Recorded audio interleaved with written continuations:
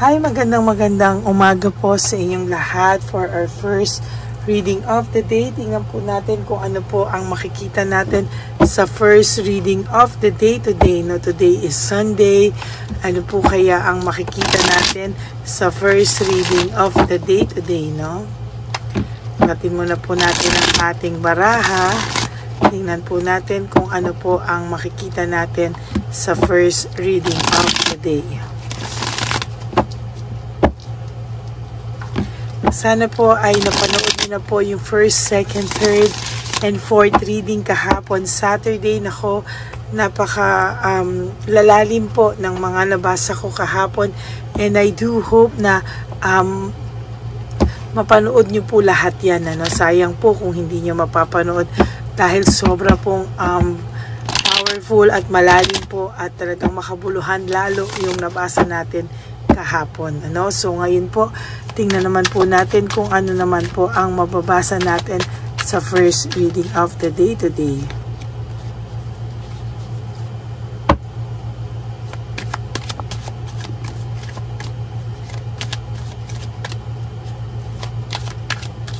Yan, balasahin lang muna po natin to.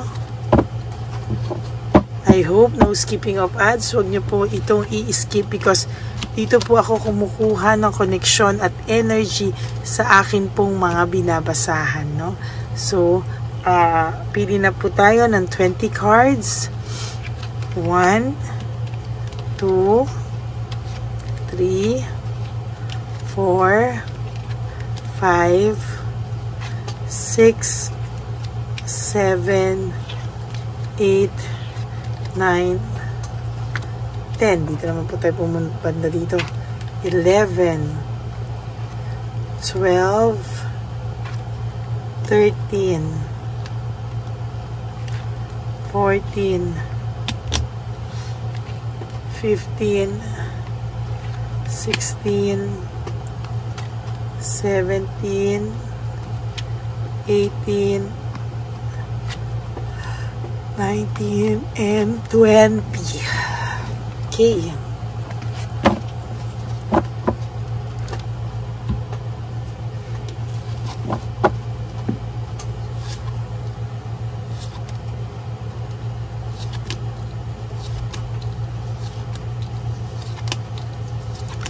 Yan. Buksan na po natin ang ating mga kandila.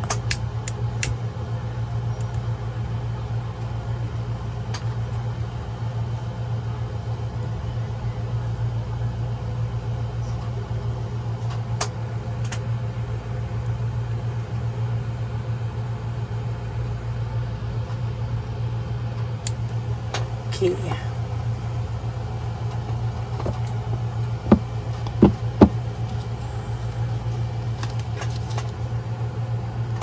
Naging careless po siya, no, sa kanyang mga ginawa sa'yo. Naging pabigla-bigla po siya sa mga desisyon niya na talagang na mga ginawa niyang desisyon. Hindi po niya alam bakit daw po hindi niya pinag-isipan ng lahat ng ito, no. Alam po ng taong ito na ikaw po ay nasaktan. Alam po niya na ngayon po niya alam na ikaw po ay nasaktan na at ikaw po ay dumaan po sa matinding sakit na naramdaman mo po sa kanya, no? Ngayon po itong taong to ay nakakaramdam ng sadness, loneliness, and fear. Bakit? Dahil bigla ka na lang daw pong naglaho ngayon ng parang bula at hindi ka na daw po niya alam kung saan ka po niya hahanapin, no? As a matter of fact, ang tao pong ito ngayon, hindi niya po alam kung saan ka po niya hahanapin at hindi ka po niya alam kung saan ka niya pupuntahan. Hindi ka po niya alam na parang hindi ka na po nararamdaman, hindi ka na po niya nararamdaman at hindi na po niya nararamdaman, hindi ka na rin po nararamdaman even po yung mga kasamahan or mga kaibigan niya or mga pamilya niya, hindi ka na daw po maramdaman, no? Para po siyang nawala ng purpose, hindi niya po alam ngayon kung saan daw po at ano ang gagawin niya daw po, no, para daw po dito, no, para po ikaw ay makausap niya, ikaw po ay mahanap niya. If there will come a time na lalakas na po ang loob niyang makipag-usap sa iyo, no, sinasabi niya po na hindi niya po alam no, kung paano ka mahahanap, paano haharap sa'yo. Kasi parang nanahimik ka pong bigla at hindi ka na po alam, hindi po nila alam o hindi po alam ng person mo kung saan ka po hahanapin, no? Talagang hinahanap ka po nito.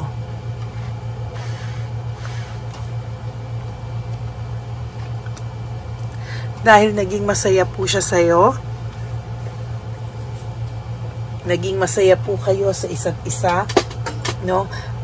Talagang nagkamali lang po itong taong to sa mga ginawa niya sa'yo. Hindi niya rin po alam kung paano ka po niya talaga i-approach. Hindi niya po alam paano ka i-approach at nawala ka pong parang bula, no? Parang bigla ka pong lumayo, bigla ka pong hindi na naramdaman, bigla ka na po ding nanahimik, no? Parang hindi mo na rin po alam kung ano yung igagawin mo, kaya ikaw ay lumayo na lang at umiwas, no? Bigla ka na lang daw nawala at umiwas na at nanahimik.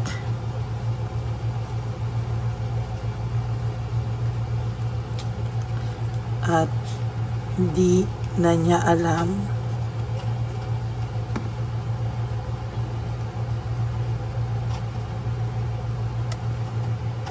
paano ka lalapitan. Paano at saan. No? Paano at saan ka lalapitan, no? Itong tao pong ito ay nakaramdam ng matinding pagkabalisa dahil bigla ka na lang daw nawala, umiwas, nanahimik. Di niya na alam kung paano kanya at saan kanya lalapitan, ano?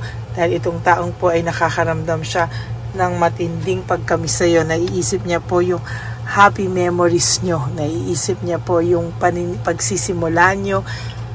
Naiisip niya po lahat ito sa mga oras na ito, no? Ang tao pong ito ay nakakaramdam ng anger, argument, no? Sa mga kasama niya ngayon, para po ito ay nawala ng gana, no? Sa mga kasama niya, para po itong biglang umiwas, no? Bigla po siyang nakaramdam din ng pagkabagot sa kanyang mga kasama, para po itong nakaramdam ng para po itong nagnilay-nilay at naramdaman niya po na itong tao pong ito itong mga taong to na pinaniwalaan niya, itong mga taong ito na talagang akala niya ay kakampi niya, ay bigla na lang pong nawala sa kanya, no? Para pong nawala ng parang bula at hindi niya po alam kung paano niya po lalapitan, ano? Sa totoo lang po, hindi niya rin po alam ngayon kung saan siya lalapit para humingi ng tulong or sino yung mga pwede niyang kausapin para siya po ay pakinggan, makahingi ng tulong, no, para ikaw ay makausap, no? Hindi niya po alam paano kanya kakausapin, paano kanya i-reach out, paano kanya i-approach, kasi nawalan po ito ng pagkakataon, ano? Parang bigla ka na raw daw umiwas, bigla kang nawala, at talagang dati nakakapag-stalk pa siya sa ito.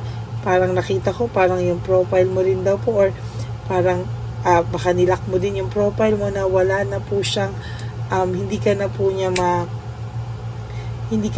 ma-reach out, no? Hindi ka na po niya alam kung dumating ang time na itong taong to ay aalis para makita ka, pupuntahan ka, ay hindi niya na po alam paano at saan siya hihingi ng tulong. At may mga kaibigan ka po na nilalapitan ito nung araw, pero parang iniwasan na rin po sila ng mga kaibigan mo, at talagang sa pakiramdam ko parang nawalan din po ng gana yung mga kaibigan mo dito sa taong ito, no? Parang ang naramdaman ng taong ito ay para po siyang nanliliit, no, na wala na po siyang malapitan, wala na po siyang matakbuhan, at wala na po talaga siyang way para ikaw daw ay ma-reach out, no? Pakiramdam niya hindi mo na raw siya mahal, pakiramdam niya natitiis mo na siya, pakiramdam niya ang layo-layo mo na sa dating habol na habol sa kanya, sa dating konting ay natataranta, Dati daw po ay sa nakikita nito ay parang hindi mo kayang mawala siya, pero ngayon parang kaya mo na daw siyang mawala at hindi na raw ikaw makakatiis talaga, no? Talagang ang nakikita niya daw ay natitiis mo na siya ngayon. Dati hindi mo siya natitiis, ngayon natitiis mo na raw siya. Nagbago na raw ang takbo ng mundo, parang baliktad na, no? Ikaw na yung umiwas, ikaw na yung nanahimik. Mas gusto nga po nito na inaaway mo siya para hindi po siya nakakaramdam ng guilt, pero hindi po ganun ang nangyari. Ang nangyari po talaga ay totally ay nagkaroon ng conflict, hindi sa iyo no, pero sa mga tao sa paligid niya, sa mga taong pilit siyang binabagsak, no? Yung akala niya mga kakampi niya, ngayon pilit po siyang binabagsak ng mga yan, no?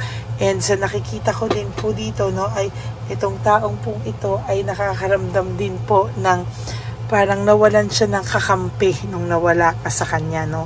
Parang lahat kaaway niya, no? Even yung pinagpalit niya sa'yo, lahat yan ay parang hindi niya maramdaman na meron siyang support system, no?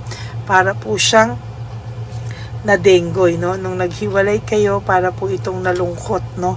Para po siyang nagkaroon ng delayed success, no? Parang kahit anong gawin niya, parang nalungkot po itong taong to, kasi sa nakikita ko, hindi po siya naging masaya sa buhay niya, at sa nakikita ko po ay talagang malungkot po ang taong ito.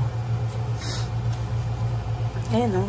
Nagkaroon daw po siya ng error of judgment, no? Hindi niya po inakala na ang simpleng hindi niya inakala na yung ginawa niya, kala niya simple lang, no? Pero sa'yo tumatak, nasaktan ka, para kang yung pagkatao mo parang sinaksak pa ulit, no? Talagang ang hirap, no? Leaving home, making decision. Ang taong ito sa totoo lang ay parang nung nagdesisyon siyang umalis sa side mo, sa tabi mo, sa relasyon nyo, para po siyang nagdesisyon din na itapon na lang din yung buhay niya, kasi parang simula po nang nawala ka, naging patapon ang buhay nito, at nakaramdam po siya ng matinding disappointment. Hindi niya po inakala na makakaramdam siya ng ganyan sa mga panloloko niya sa iyo, sa pagsisinungaling niya sa iyo, insecurity tactics, no? Talaga pong sa nakikita ko ay talagang nalungkot din ang taong ito. There's panic, no? Sabi ko sa iyo, nagpapanik siya. Hindi niya alam paano ang mga susunod niyang steps, paano ang mga susunod niyang strategy, tactics, no? Sa iyo, no?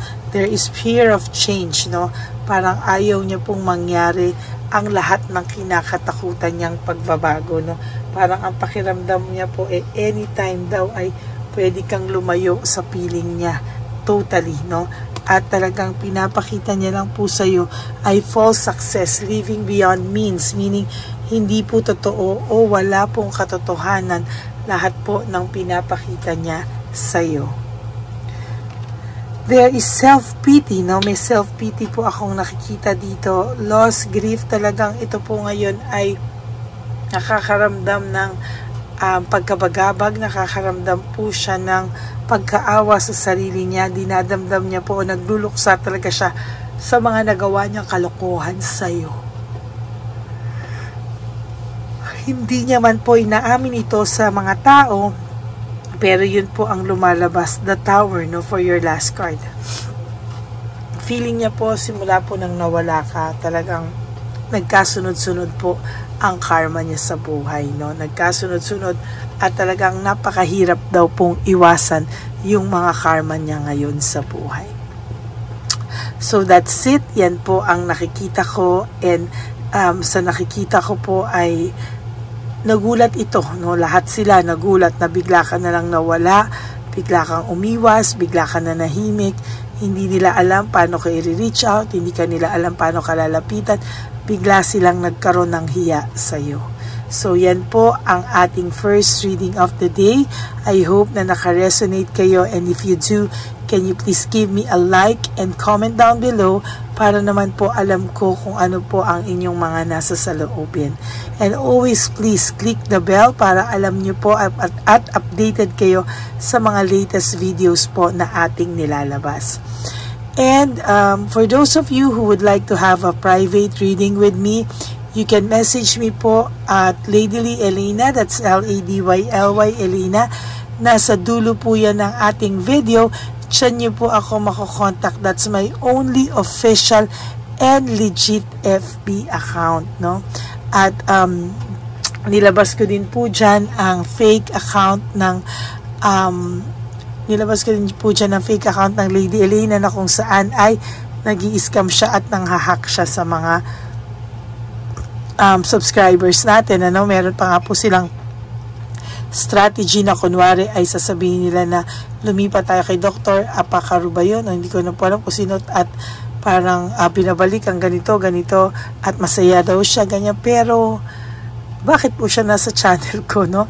Para kumuha ng mga subscribers na mauuto po, no? Kasi nag-hope sila na may kahit isa na mauto sila, no? At sana po hindi ikaw yun, no? Talagang mag-ingat ka po sa mga tulad nila. Okay, and to all my ever loyal, solid, faithful na Lady Elena family, I love you all from the bottom of my heart. Mahal na mahal ko po kayong lahat. At tandaan nyo po ha na ako po ay nagpapasalamat sa inyong lahat dahil sa lahat ng support ang ibinigay nyo sa akin sa araw-araw. Kaya naman po ako, no, kahit po ako ay talagang hanggang 3 lang ang readings, lagi ko po tuloy kayong nabibigyan ng bonus reading kasi po alam ko po, no, na parang hinahanap-hanap nyo po. So I think 4 readings in a day, kung kaya lang naman po, bakit hindi, no, ay mabigyan ko po kayo ng 4 readings of the day. Yun, maraming salamat po sa inyong lahat sa patuloy nyo pong panonood. At for those of you who would like to give me a super thanks po for this video, I would really appreciate that and love that from the bottom of my heart, dahil po tayo ay nag-iipon na po para sa ating One Love a Day. At ako po ay nagpapasalamat sa lahat ng mga ever loyal at solid and faithful na hindi po nag-i-skip ng ads. Alam nyo na po na tulong na lang po natin yan sa ating mga lolos and lolas. So maraming salamat po, no? And ang lagi ko pong bilin sa inyo is just to live one day at a time. You wake up and do 3 things that will make you happy for today. Prioritize yourself, no? Be grateful, be happy, no? Tayo po ay binigyan pa ng ating Panginoon ng bagong buhay, no? Kaya maraming salamat po sa inyong lahat na nakaka-appreciate ng buhay, no? And always love yourself no matter what, because self-love is still the best love of all. Ayan, maraming salamat po. And you have to realize that life is so short. Don't make it shorter by stressing yourself from all the pains and heartaches na binigay sa inyo ng kahapon. Just surrender everything to the divine universe and just let go and let God write your life and love story. I will be back for another set of reading. Huwag po kayong malulungkot ha. Ako po ay magbabalik para sa another set of reading for our second set. For the meantime, I hope na panood nyo muna po ang first, second, and third, fourth reading kahapon bago po kayo tumalon dito sa first reading of the day. Kasi po, yung mga readings po natin kahapon ay very malalim. Talaga pong dinip dive natin yan at talagang sabi ko po sa inyo, marami po sa inyo ang makaka-relate dyan. Kaya maraming salamat po sa inyong lahat and may God bless you all. Yan. So thank you po at babalik po ako mamaya for our second reading of the day. Bye! Okay, update po, may nagpanggap pong subscriber natin na siya po ay magpapahula sa fake na Lady Elena, kaya ayan, hinihingan po siya na $80 at ang cell po niya ay nabigay at nakuha. Ang pangalan niya po sa cell ay Julian Albert, no? Siya po ay may cell account din, kaya mag-iingat po kayo. Ayan po, no, kung sino man po yung scammer na Julian Albert na yan, no, i-insensohan po natin yan para siya po ay makonsensya. Kung wala man po siyang konsensya, at least po, bumalik sa kanya lahat po ng kanyang ginagawa. At maling-mali po yan. Basahin niyo po lahat yan. Makikita niyo po, ayan po ang cell number niya. At Julian Albert na yan. Para po talagang ma-report din po natin yan na siya ay gumagamit ng cell account na Julian Albert. Mag-ingat po kayo. Ayan po yung number niya. Ayan po yung pangalan niya. Huwag po kayong magpauto. Nakita nyo naman po, napakalayo po ng pangalan ko sa pangalan ng pinagsisendan nyo po ng account o ng pera. Kaya mag-ingat po kayo at beware sa scammer na to. At talagang ayan po, pinost ko po ang kanyang pangalan dito para maging babala po sa inyong lahat. Maraming salamat po. At mag-ingat po kayo, pakireport po ang page na yan, ang messenger niya na Lady Elena. Maraming salamat po and God bless you all. Ayan, sa susunod po makikita niyo yung account niya na ire-report niyo. Salamat po na marami. Magandang gabi po ulit sa inyong lahat. Ako po ay muling nagpapaalala sa inyo na mayroon pong lumalabas sa FB at Messenger account na fake account po nang hihingi po ng $25 through PayPal at hindi po yan totoo. Huwag po kayong maniwala dyan. At pag sinabi mo po na gusto ko pong marinig ang boses nyo or makita kayo, ang sasabihin po ay magbibigay kami ng link. Buksan mo yan at pagkatapos ay makikita mo ako. Huwag po kayong maniniwala dahil yan po ay hindi totoo. Yan po ay isang malaking scam na pag binuksan nyo po ay mahahack po lahat sa inyo. Mahahack po ang inyong mga personal details. Lahat ay mahahack. Ako po ay nalulungkot na ito po ay nangyari. Ngunit sa talagang may mga tao pong masasama at may mga tao po talagang hindi makatiis na hindi gumawa ng masama sa ibang tao. Pero maging aware po sana kayo, tulungan nyo po ako, i-report po natin yung fake na yan at sa FB para siya po ay mawala na at wala na po siyang